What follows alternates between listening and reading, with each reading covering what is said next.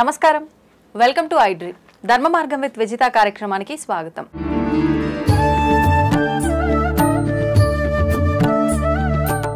నమస్కారం స్వామీజీ. నమస్తే తల్లి. అయితే ఇప్పుడు దీపారాధన, ధ్యానము, ఎన్నో రకాల మార్గాలు ఉన్నాయి భగవంతుని చేరుకోవడానికి, మోక్షం పొందడానికే మనం ఈ జన్మ తీసుకున్నాము. మనకున్న కర్మల్ని తొలగించుకొని ఒక మంచి ఉత్తమమైన జన్మ తీసుకొని తర్వాత భగవంతుడిలో ఐక్యం అయిపోవడము, ఇదంతా మాట్లాడుతూ ఉంటారు. అయితే నిజంగా నవవిధ భక్తి మార్గాలు అని చెప్పి అంటుంటారు. ఏ మార్గం ఎంచుకున్నా పర్వాలేదు, నువ్వు భగవంతుని చేరుతావని అంటుంటారు. కొంతమంది అతిగా ప్రదర్శిస్తుంటారు దేవుడి విషయంలో భక్తి, అది ఏ మార్గం ఎంచుకున్నా. కొంతమంది అసలు ఏమీ చూపించరు, నాకు మనసులో భగవంతుడు ఉన్నాడు చాలు అని అనుకుంటారు. కొంతమంది మాట్లాడుతున్నాను చాలు అనుకుంటారు. అసలు ఏంటి, ఏ రకంగా ఉంటే నిజంగా మనం ఈ మోక్షాన్ని పొందుతాము? నిజంగా మోక్షం పొందడం కోసమే మనం ఈ జన్మ తీసుకున్నామా? అసలు మనిషి జన్మకు అర్థం ఏంటి? మోక్షాన్ని పొందాలి అనే విధానం ఈ భూప్రపంచం మీద ఉన్న చాలామంది మానవులు అనుకోరు. ఎందుకంటే మోక్షం అనే పదం కూడా చాలామంది వాళ్ళ జీవితకాలంలో పలకరు. మొదటి విషయం. రెండు, నువ్వు భక్తి మార్గంలో ఏ మార్గంలో ప్రయాణించినా నీకు మోక్షం వస్తుంది. రెండు. మూడు, అతి అనేది ఎక్కడ తినే ఆహారం దగ్గర నుంచి నువ్వు చేసే భక్తి వరకు అతి అనేది ఎక్కడా కూడా మంచిది కాదు. ఓకేనా? నవవిధ మార్గాల్లో ఏ మార్గంలో అయినా సరే నువ్వు పూజ చేసుకోవచ్చు. ఏ మార్గం లేదు, నువ్వు అడవిలో కూర్చున్నావు, ధ్యానం చేసుకో, నామస్మరణ చేయి. ఈ కలియుగంలో అన్నిటికంటే ముఖ్యమైనది ధూపం, దీపం, నైవేద్యం, నామం. అమ్మా, ఒక ప్రమిదిలో దీపం వెలిగించు, ఒక బెల్లం ముక్క పెట్టు, నమస్కారం పెట్టుకో. నువ్వు శివయ్యకి దీపం పెడుతున్నావు అనుకో, శివ శివ శివ శివ అనుకుంటూ ఉండు. నారాయణకి పెడితే రామ రామ రామ అనుకుంటూ ఉండు. అమ్మకు పెడితే అమ్మకు ఓ బోల్డ్ అని పేర్లు. నువ్వు ఏ పేరుతో పూజిస్తే ఆ పేరు. దుర్గమ్మ పెట్టావనుకో, దుర్గమ్మ దుర్గమ్మ అనుకో. శ్రీదుర్గ శ్రీదుర్గ అనుకో. అయితే శ్రీమాత్రేమో శ్రీమాత్రేమో అనుకో. లలితాకైతే ఓ సహస్రనామాలు. ఏమమ్మా పెట్టుకో.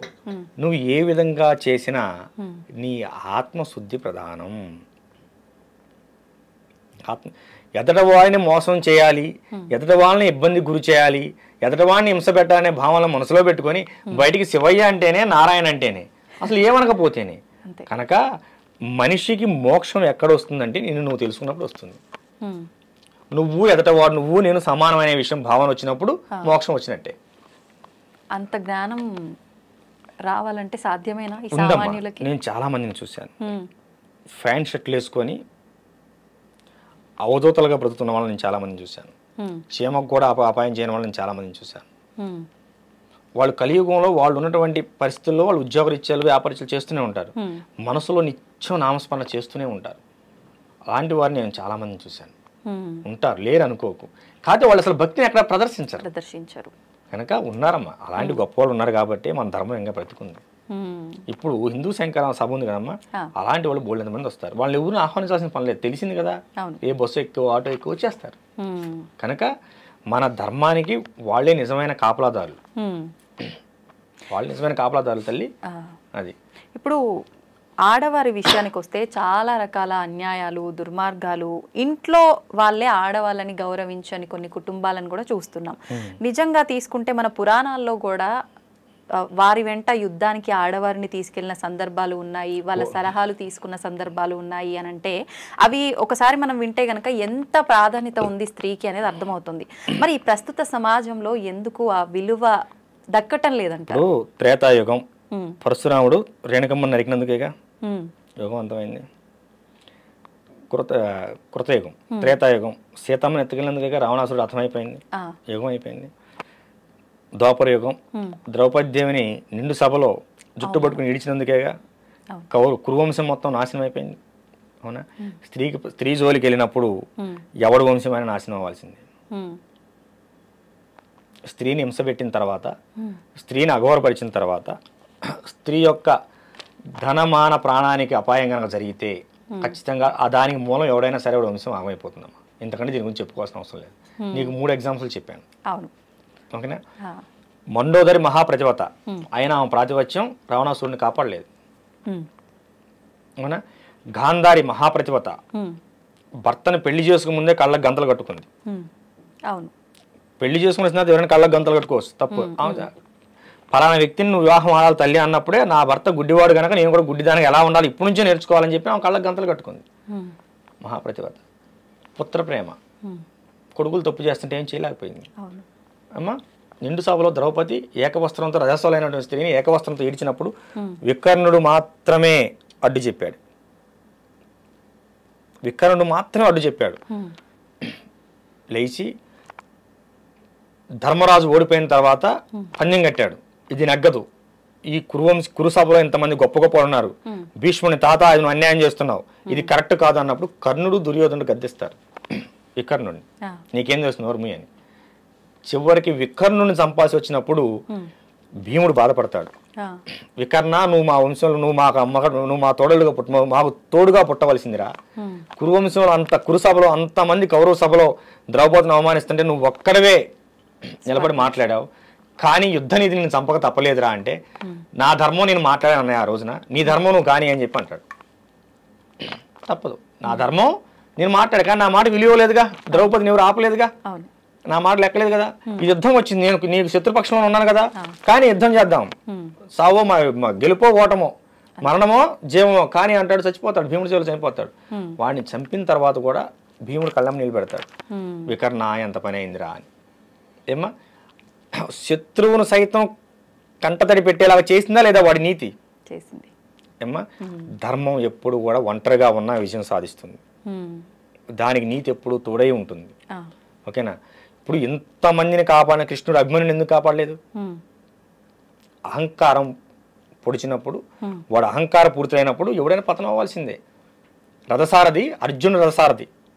అభిమన్యుడు అంటాడు, నానా అభిమన్య ఇంత కురుసావం జరుగుతుంది, మనం లోపలికి వెళ్ళకూడదు, వద్దు నానా పరిస్థితులు బాగలేవంటే నేను ఇప్పుడు మంచి ఆవేశంగా ఉన్నాను, ఇప్పుడు శ్రీకృష్ణుడు అర్జునుడు ఎదురైనా కూడా వాళ్ళని కూడా చంపేస్తా అంటాడు. ఖతం, వాడి జీవితం అంతటితో ముగిసిపోవాల్సిందే. అంటే అహంకారం ఎంత స్థాయికి వెళ్ళిందంటే దేవుని సైతం చంపుతానే స్థాయికి వెళ్ళిపోయింది. మేనమామ దేవుడితో సమానం. ఓకేనా. కనుకమ్మ స్త్రీని అవమానించిన, అవహేళన చేసిన, తన యొక్క ధన మాన ప్రాణానికి ఇబ్బంది కలిగించిన ఖచ్చితంగా వాడు వంశమే నాశనం అవుతుందమ్మా. ఇప్పుడు ఎక్కడైనా సరే చూడు, వంశాలే నాశనం అయ్యాయి, ఒక్కడు నాశనం కాలేదు, వాడు వంశమే నాశనం అయిపోయింది. సో కనుక ఇది తెలిసిన వాడెవడు కూడా స్త్రీ జోలికి వెళ్ళాడు. అది వెళితే వాడు సుఖంగా ఉండలేడు. 3 యుగాల నుంచి చెబుతున్నారు, అయినా ఈ మూర్ఖులు మారట్లేదు. చూద్దాం. అయితే ఇప్పుడు ఈ దుర్మార్గపు ఆలోచనలు ఇవన్నీ ఏదైతే ఉన్నాయో వాళ్ళ గత జన్మల పాపపు కర్మల యొక్క ఫలితము అనుకోవచ్చా, లేదు అనంటే ప్రస్తుతం ఉన్న ఆహారం యొక్క ప్రభావము అనుకోవచ్చా, ఏమనుకోవచ్చు అంటారు? ఇప్పుడు మనిషికి ఒక జబ్బు చేసింది అనుకోమ్మా, అది గత జన్మకు సంబంధించినటువంటి కర్మఫలం. గత జన్మ కర్మలు అనేవి రోగాల రూపంలో ఈ జన్మలు ఎంటబడుతూ ఉంటాయి, రుణబంధాలు అనేవి పిల్లల రూపంలో పడుతూ ఉంటాయి. ఇప్పుడు వీళ్ళు చేసే అహంకారపూరితంగా చేసే ఆహారాలు, తినే ఆహారపు అలవాట్లు, ప్రతిదానికి మాంసాహారం కావాలి, ఉన్మాదం పెరిగిపోతుంది.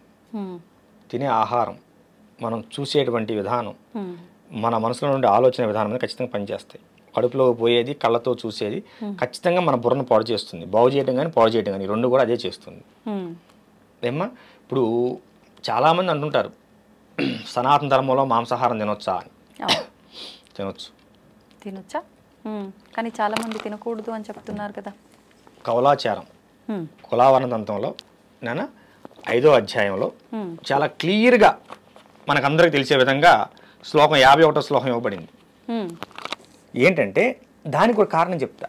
ఒక పశువుని ఏదైనా సరే నువ్వు వధించాలనుకున్నప్పుడు, వధించాల్సిన అవసరం ఏర్పడినప్పుడు, అది నీ ఆహారంగా కావచ్చు, భగవత్ మరో దానికి కావచ్చినప్పుడు శివుడికి అంటే నువ్వు ఇష్టదైవానికి నివేదన చేస్తూ ఈ పశు జన్మ నుంచి నీకు ముక్తిని కలిగిస్తున్నాను, నీ యొక్క ఆత్మ ప్రశాంతంగా ఉండుగాక అంటే మంత్రం చెబితే అందరికి అర్థం కాదు కదమ్మా, ఆ విధానం చెప్తున్నాను, ఉండుగాక అని చెప్పి మనం తలుచుకొని దాన్ని బలి పశువుగా పూజ చేసి బలి చేయాలి.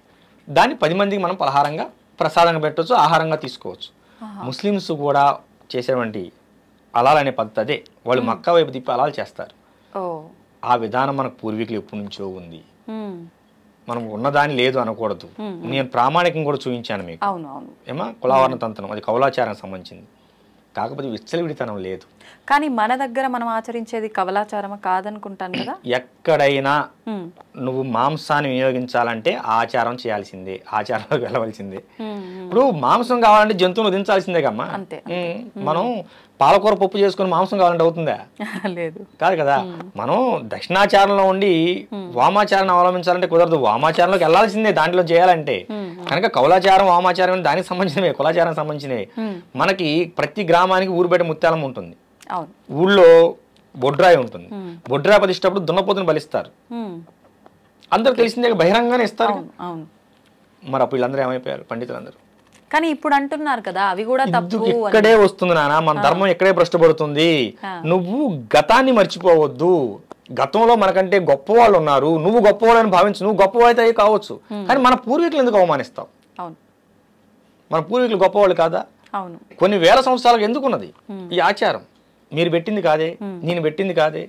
ఈ మాంసాహారం ఆచారం కొన్ని వేల సంవత్సరాలుగా లేకపోతే, కొన్ని యుగాలుగా లేకపోతే అసలు మేకను నువ్వు ఇంట్లో పెంచవలసిన అవసరం ఎందుకు వచ్చింది? చెప్పు నాన్న. దాన్ని పెంచడం వల్ల నీకు వచ్చిన ఉపయోగం ఏంటి? ఆడుతూ పాడుతూ పెంచుకునేది ఆవు కాదే.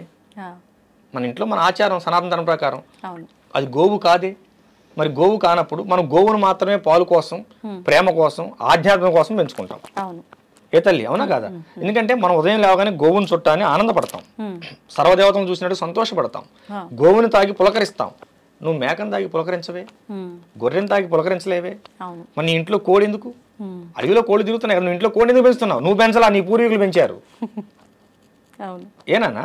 వాస్తవాలు మాట్లాడుకుందాం. వాస్తవాలు ఎప్పుడు కఠినంగా ఉంటాయి. జ్వరం తగ్గించే టాబ్లెట్ ఎప్పుడు చేదుగా ఉంటుంది. నువ్వు తినటాన్ని నువ్వు ఆధ్యాత్మికం నేర్పు, ఆహారాన్ని గురించి చెప్పు మాకు. ఆధ్యాత్మికం మాత్రమే చెప్పు. ఒక ఆధ్యాత్మికంలోకి వచ్చినప్పుడు వాడు ఎలా ఉండాలని వాడే మారుకుంటూ వస్తాడు. ఒక స్థాయికి వెళ్ళిన తర్వాత మాంసాహారం తినకూడదు అనే విషయం వాడికి తెలిసినప్పుడు వాడే మానుతాడు. నువ్వు ఆహార అలవాట్ల గురించి చెప్పకు. ఎప్పుడైతే నువ్వు వాడి వ్యక్తిగత జీవితంలో జొరపడతావో వాడి ఆహార అలవాట్లకు సరితూగేటువంటి వేరే మతాన్ని ఎత్తుకుంటాడు. అవునా కదా తల్లి? ఇప్పుడు మన పూర్వం, ఇప్పుడు గ్రామానికి ఊరు బయట, మా జుజ్జూరు గ్రామంలో ఊరు బయట ముత్యాలం తల్లి ఉన్నది. ఆమెను 1819వ సంవత్సరంలో పునఃప్రతిష్ఠ చేసినట్టు ఉన్నది. అంటే ఇప్పుడు 200 సంవత్సరాలు దాటిపోయింది. పునఃప్రతిష్ఠ చేసినట్టు, అంతకుముందు ప్రతిష్ఠ చేసి ఎన్నాళ్ళు అవుతుంది మనకు తెలియదు కదా. పునఃప్రతిష్ఠ చేసినట్టు ఉంది. మరి ఆమె దగ్గర ఎప్పటి నుంచో సాధనలు జరుగుతున్నాయి, కొన్ని వందల వేల సంవత్సరాల నుంచి. అప్పుడు నువ్వు పుట్టావా, నేను పుట్టానా, ఇది చెప్పిన వాళ్ళు పుట్టారా? కానీ అప్పుడు వేదం పుట్టే ఉందిగా, ఉపనిషత్తులు ఉన్నాయిగా, ఏమ్మా అన్నీ ఉన్నాయి కదా, మన పురాణాలు ఉన్నాయిగా. మరి అప్పుడు వాళ్ళకి తెలీదా? కనుక ఎదుట వాళ్ళ ఆహారం మీద నువ్వు ప్రవచనాలు ఇవ్వకు. గరికపాటి వారు, చాగంటి కోటేశ్వర గారు లాంటి మహానుభావులే ప్రవచనకర్తలు, వాళ్లే ఒప్పుకున్నారు మాంసాహారం నిషిద్ధం కాదు నాన్న, విచ్చలవిడిగా తీసుకోకు. మాంసాహారం తీసుకున్న రోజు దేవాలయానికి వెళ్ళకూడదా నిజంగానే? అలా మరి ఒక జీవిని చంపి నువ్వు తిన్న తర్వాత నీ శరీరం మైలైనట్టేగా. మరి అమ్మవారికే నివేదన చేస్తుంటారు కదా, నువ్వు నివేదన చేసుకుని బయటకు వచ్చావుగా. నివేదన చేసే ముందు అక్కడ నువ్వు మాంసాహారం తీసుకుని వెళ్ళలేదు కదా. ముందు అక్కడికి వెళ్ళి ఈ బలి పశువుని పూజ చేసి బలి ఇచ్చిన తర్వాత అక్కడ నువ్వు బయటకు వచ్చేస్తావుగా. ఏమ్మా అయిపోయింది అంతటితో. కానీ ఇప్పుడు ఏమైందంటే తినే తిండిలో మాంసం, తాగే దాంట్లో మాంసం, ఈ ఫ్రైడ్ రైస్లని, నూడిల్స్లని, సర్వం కోడిగుడ్లని, అవన్నీ అంతా మాంసాహారం నిషేధం కాదు. కానమ్మా మన శాస్త్రం ప్రకారం విచ్చలవిడితనం లేదు. కావాలంటే మీ పూర్వీకులు ఎవరైనా పెద్దవాళ్ళు ఉంటాడు, ఇంటికి కొత్తలుడు వస్తే ఏదన్నా ఒక కోడి లాంటి దాన్ని దేని చేసి పెట్టేవాళ్ళు, ఏదైనా పండగ వస్తే చేసి పెట్టేవాళ్ళు. అంతేగాని ఇట్లా వారం వారం అసలు ఆదివారం తినడం అసలు లేదు మనకి. ఆదివారం కల్చర్ అనేది బ్రిటిష్ వాళ్ళు వచ్చిన తర్వాత వచ్చింది మన కల్చర్. ఆదివారం కల్చర్ అసలు మనకు లేదు. మన ఇంటికి ఏదైనా పండగ అయితే లేదా మన ఇంటికి ఏదైనా బంధువులు వస్తే అప్పుడు మాత్రమే మాంసాహారం ఉండేది. మన దొడ్లో చిక్కుడుకాయ ఉండేది, వంకాయ ఉండేది, బెండకాయ ఉండేది, బీరకాయ ఉండేది, అన్నీ ఉండేవి. వాళ్ళు వచ్చారు గనక ఇంట్లో, అది కూడా ఇంట్లో పెరిగిన దాన్నే పెట్టేవాళ్ళు, ఇంట్లో పెరిగిన కోడినే వాళ్ళకి చేసి పెట్టేవాళ్ళు. ఇప్పుడంతా హైటెక్ యుగం, హైటెక్ ఫుడ్లు. మరీ దారుణం ఏంటన్నా, 10 సంవత్సరాల పాప పెద్ద మనిషి అవుతుంది. దేని వలన? ఈ బాయిలర్ కోళ్ళ వలన, బాయిలర్ చికెన్ వలన. అదే నాటుకోడి పెట్టు కాదుగా. ఈ పిల్లలు కూడా అవే తింటారు, అవే కావాలి, పలావులు, బిర్యానీలు. కనుకమ్మా మాంసాహారం నిషేధం కాదు, అలా అని విచ్చలవిడితనం లేదు. ఖచ్చితంగా ఉగాది ఉన్నది, ఉదయాన్ని పంచాంగం చూసుకొని వచ్చి సాయంత్రం పొలం మొదలు పెట్టుకుని వచ్చి అదే రోజు సాయంత్రం జంతు బలి చేసుకుంటారు, గ్రామ దేవతలు జంతు బలి చేసుకుంటారు. పల్లెటూరులో ఉన్నది ఉగాది రోజు చేస్తారు. మా వంశపారంపర్యం మా కులదేవత అంకమ్మ తల్లి, ఆమె ఉగాది రోజు ఖచ్చితంగా బలి ఉంటుంది. ఆహా. మాకు 5-6 తరాల పైనుంచి ఉన్నది మా అమ్మవారు. సొంతంగా మా నాన్నగారు ఉమ్మడిగా ఉన్న దేవస్థానాన్ని తీసేసి మా కోసం విడిగా దేవస్థానం నిర్మాణం చేశారు. నేను ఒక పీఠాధిపతిని అయిన తర్వాత నేనే ఆపలేకపోయాను ఉగాది బలిని. మా అమ్మగారు మా నాన్నగారు ఆ మాట తీసుకున్నారు. నాకు మా నాన్నగారికి జ్ఞాపకం వచ్చినప్పుడు 5-6 తరాలు. ఇప్పుడు మీరు 7-8 తరాలుగా మనకు అమ్మవారు ఉన్నది నాన్న. నువ్వు ఇలా పీఠాధిపతి అయ్యావు అయినంత మాత్రాన నువ్వు మన వంశం పరంగా వస్తున్న ఆచారాన్ని ఆఫ్ చేస్తే ఒప్పుకోను. మిగతా 360 రోజులు నీవి, 65 రోజులు నీవి. ఉగాది మాత్రం అమ్మవారిది. ఆ రోజు అమ్మవారికి వదిలేయాలి నువ్వు. ఆ రోజు అమ్మవారి జాతర జరగాల్సిందని చెప్పి మా నాన్నగారు నా దగ్గర మాట తీసుకున్నారు. ఎన్ని తరాల నుంచి వస్తుంది. ఇగో ఇలాంటి వాటిని అడ్డగోలు ప్రసంగాలు చేసి ఆపటం వల్లనే ఇవన్నీ ఇబ్బందులు వస్తున్నాయి. సరే ఆఫ్ చేయనానా, ఏ మాంసాహారం వద్దు. తోటకూర కట్ట కోసం కొట్టుకుంటారు, కొత్తిమీర కట్ట కోసం కొట్టుకుంటారు. అవునా? కేజీ టమాటాలు 50 రూపాయలు అయితేనే తినగలిగే వాళ్ళు లేరు. ఇప్పుడు మాకు 30% ఉన్నారమ్మా మొత్తం మీద. 20 to 30% ఉన్నారు వెజిటేబుల్స్. 100% అయ్యారనుకుందాం. ఓకేనా? నువ్వు ఇంటర్వ్యూ ఆఫ్ చేసి తోటకూర ఎక్కడ అమ్ముతున్నారో ఎత్తుకోవాల్సి వస్తుంది. ఇంకా నీకు దొరకదు. మాటలు చెప్పడం వేరు నాన్న. మనం వాస్తవికత జీవితంలో జీవిద్దాం. మనం వాస్తవికతంగా జీవిద్దాం. నేను ఫైనల్గా చెప్పేది ఏంటంటే మాంసాహారం నిషేధం కాదు, కానీ విచ్చలవిడితనం లేదు. మీకు తెలియకపోతే ఈ కులావరణ తంత్రాన్ని ఒకసారి చూడండి. దాంట్లో ప్రత్యేకించి ఒక పశువుని బలిచ్చే ముందు ఏ మంత్రం చదవాలో కూడా మంత్రం కూడా ఉన్నది. ఆ మంత్రం అనేది నువ్వు పక్కన బయట ప్రపంచంలో తీసుకొచ్చి 10 మందికి నేర్పితే మనోళ్ళు ఇంకో చోటకి వెళ్ళి అలాగే మాంసం తినాల్సిన అవసరం ఉండదు. మనం చెప్పం, వాడిని చేయనీయం. ఇప్పుడు వాడి వృత్తి వాడు చేసుకుని బ్రతుకుతుంటే వాడిని వద్దంటాం. నువ్వేం ఆ వృత్తిలో ఎలా నడవాలో నువ్వు నేర్పవు. ఏమ్మా, రేపు సంక్రాంతి తర్వాత ఈ మంత్రాన్ని ఒక 10 మందికి నేర్పుదాం అనుకుంటున్నాను. ఈ మాంసాహారం జంతు బలి మంత్రాన్ని బాబు హలాల్ మంత్రం ముస్లింస్కే కాదు హిందువులకు కూడా ఉన్నది. బలి మంత్రం అని చెప్పి ఒక 10 మందికి నేర్పితే ఈ 10 మంది వెళ్ళి ఇంకో 10 మందికి నేర్పుతారు. మరి ఇప్పుడు పనిలో పని చెప్పేస్తే లేదు నాన్న, గురువు గారు అనుమతి లేదు. అవునా? సరే గురువు గారిని చెబుదామని ఆగా. ఒకవేళ మీరు గురువు గారు అనుమతి ఉన్నా ఇలా వీడియో రూపంలో అందరికి చెప్పొచ్చు. అవకాశం ఉంటే మళ్ళీ మీ ఛానల్లోనే చెబుతాను ఈ విషయాన్ని అంతా.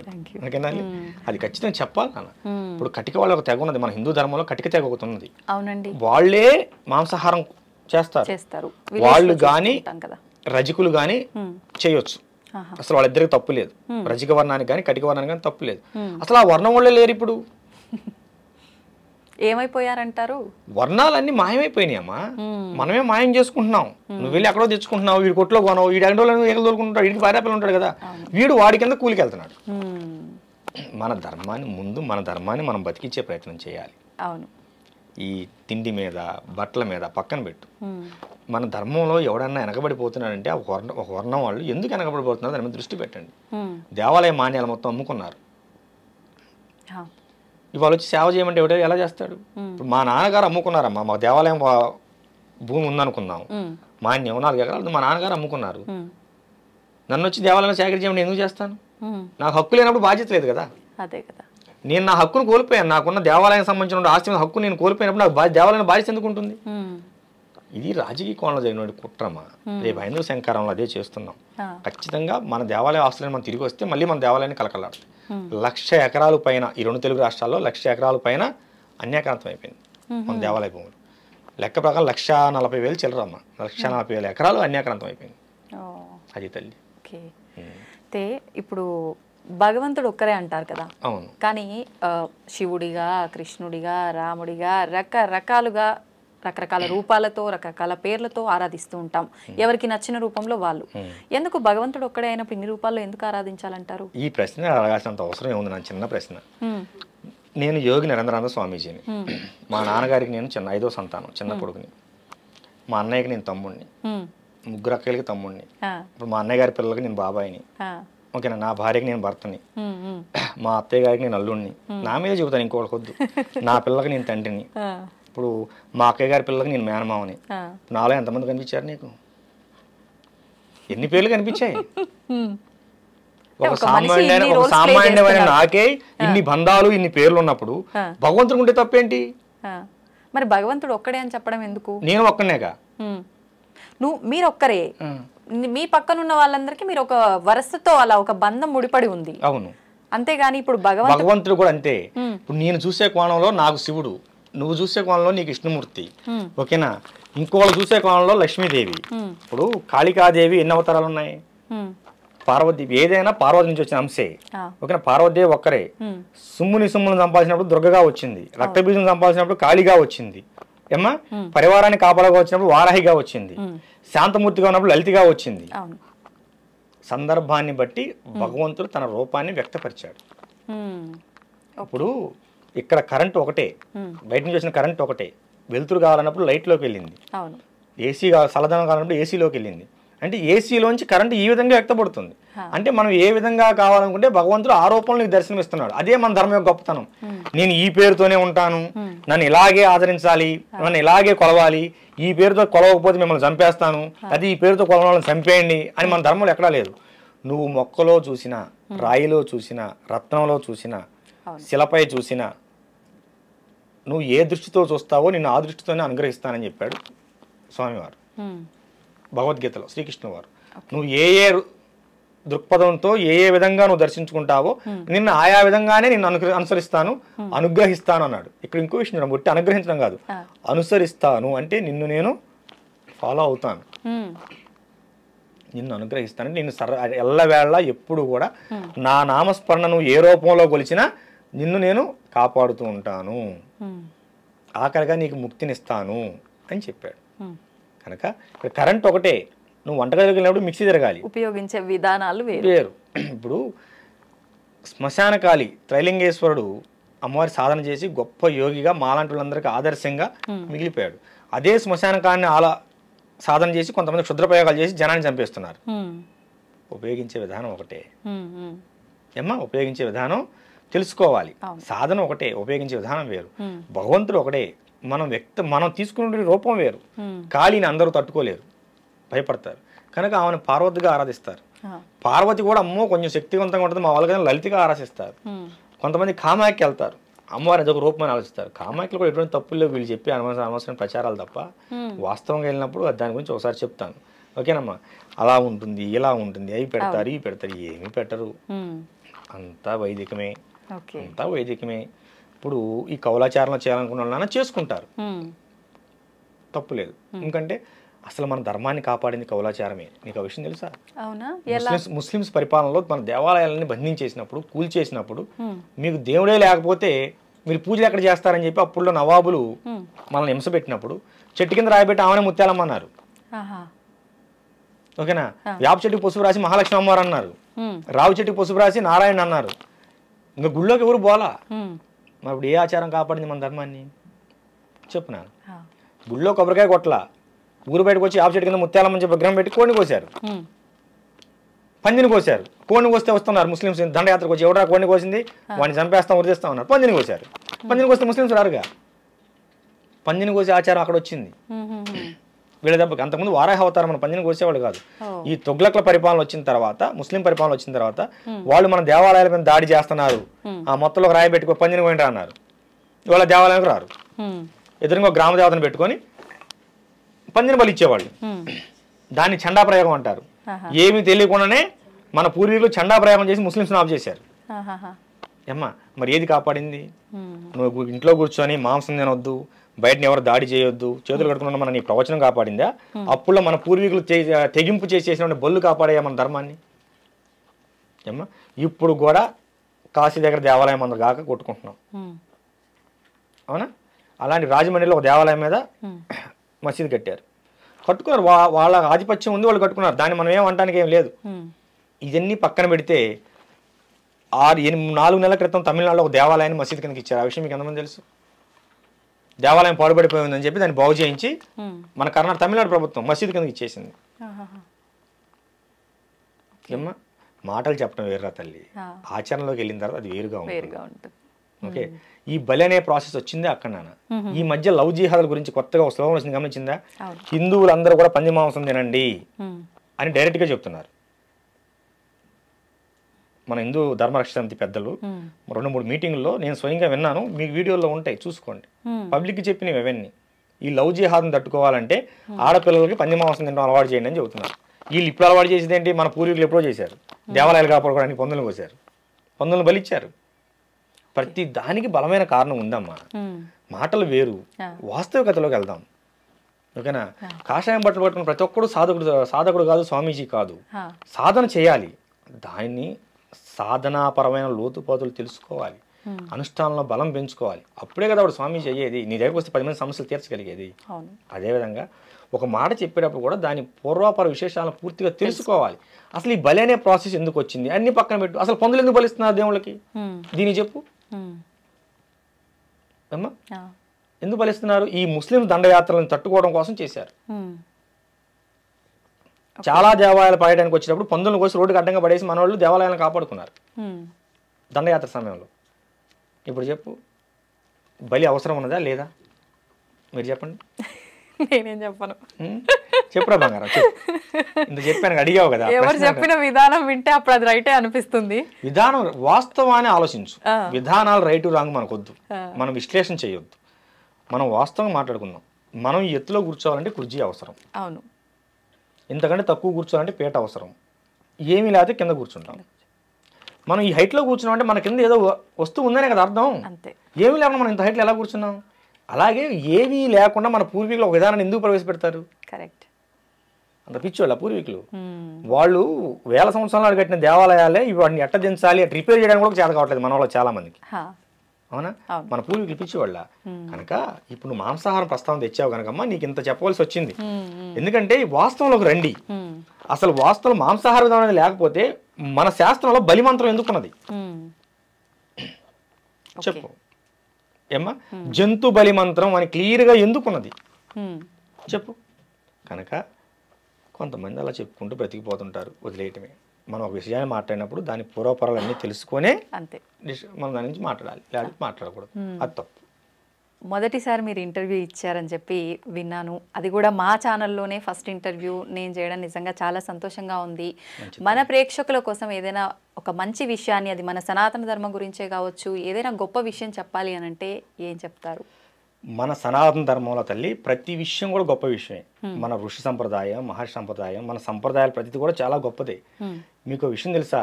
ఇతర దేశాల్లో ఆవు పిడకలని ఆన్లైన్లో పెట్టి అమ్ముకుంటున్నారు, కొబ్బరి చెప్పలను అమ్ముకుంటున్నారు, వేప పుల్లలను అమ్ముకుంటున్నారు, గంజిని అమ్ముకుంటున్నారు, బియ్యం అన్నం కాసినట్టు గంజిని అమ్ముకుంటున్నారు.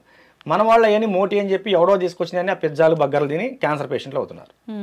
ఇది గమనించాలి. ఇప్పుడు రేపు 5వ తారీఖున మన విజయవాడ దగ్గర హైందవ శంకారామం జరుగుతుంది. హైందవ శంకారామం ముఖ్య ఉద్దేశం ఏంటి?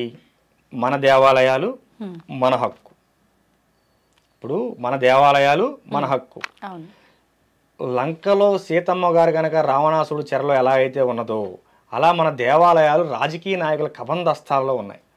వాళ్ళకి ఏటీఎం సెంటర్ లాగా మారిపోయాయి. మన ధర్మం, మనకి వేల కోట్ల రూపాయల ఆదాయం వచ్చే మన దేవాలయాలు ఉండగా మన పిల్లలు క్రిస్టియన్ కాన్వెంట్ స్కూల్లో చదువుతున్నారు. అది మన దౌర్భాగ్యం. ఇప్పుడు తిరుమల తిరుపతి దేవస్థానం అనేది మన కంట్రోల్లో ఉంటే తేలిగ్గా ఒక 100 నుంచి 1000 విద్యాలయాలు కట్టి మన పిల్లలకు మనం ఉచితంగా హై లెవెల్లో హై క్వాలిటీ ఎడ్యుకేషన్ అందించవచ్చు. తిరుమల కావచ్చు, శ్రీకాళహస్తి కావచ్చు, శ్రీశైలం కావచ్చు, విజయవాడ కావచ్చు, ఏమ్మా ఇలా ఎన్ని దేవాలయాలు, కాణిపాకం కావచ్చు, మన అన్నీ కూడాను మనకి కామధేనువులమ్మ మన దేవాలయాలు. మన భక్తులు పిచ్చోళ్ళు, ఎన్నిసార్లు చెప్పినా వినరు. హుండీల్లో కానుకలు వేయొద్దు నానా అని ఎన్నిసార్లు చెప్తామో వినరు. మన దేవాలయాలు మొత్తం వాళ్ళకి ఏటీఎం సెంటర్లు అయ్యాయి.